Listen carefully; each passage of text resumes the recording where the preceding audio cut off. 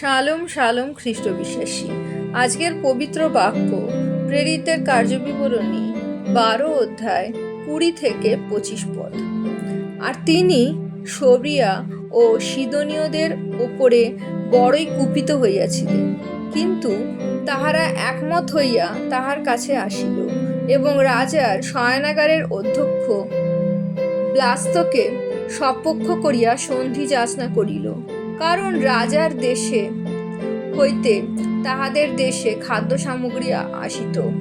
তখন এক নিরূপিত দিবসে হেরোদ রাজবস্ত্র পরিধানপূর্বক সিংহাসনে বসিয়া তাহাদের কাছে বক্তৃতা করেন।